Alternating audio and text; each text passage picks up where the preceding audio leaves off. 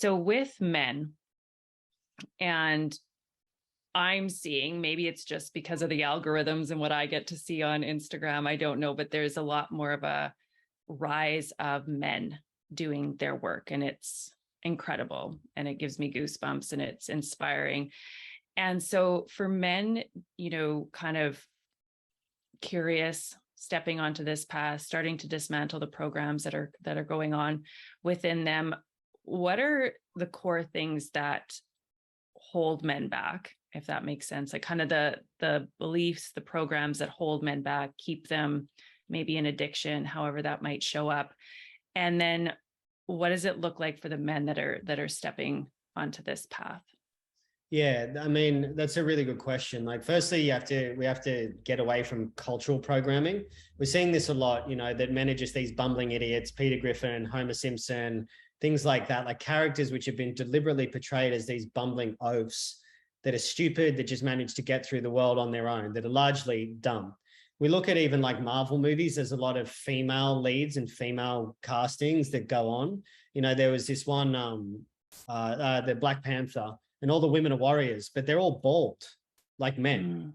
So it's like this confusing narrative which is going on. I was at the movies not long ago, and my partner Luna pointed out to me, she goes, "Did you see the Australian Defence Force ad?" I said, "No." She goes, "All of their commanding officers were women." So this is the subconscious programming, right? It's like the Navy SEALs don't let women in because they can't complete the tests to get in. They can't. They're not the same build as men. They need men to do that, right? So you look at the elite forces, they're all men. And they have to be, because our bodies are built differently. So we have to get away from the cultural programming of like the feminist agenda. Like I even had, I've had multiple things around it.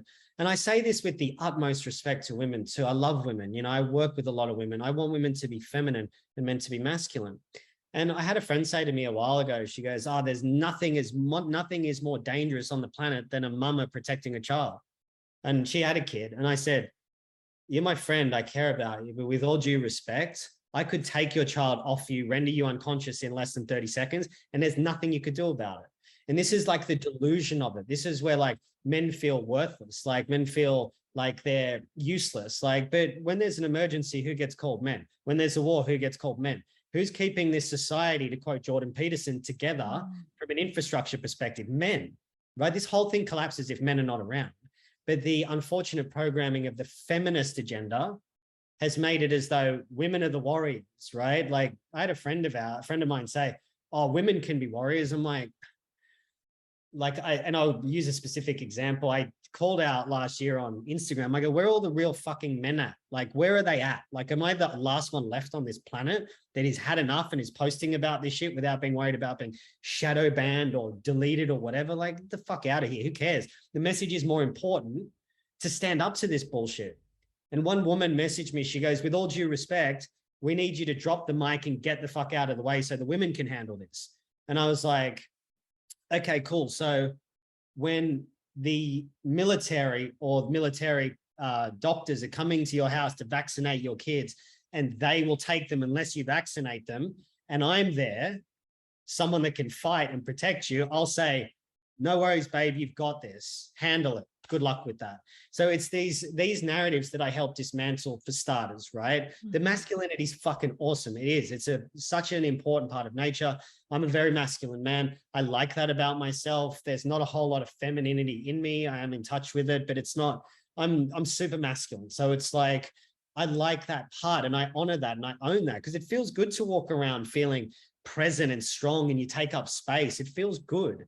And so what I do with that is I help to dismantle that with men, to help them realize that they're valuable and they're an asset, right? That they have a strong use.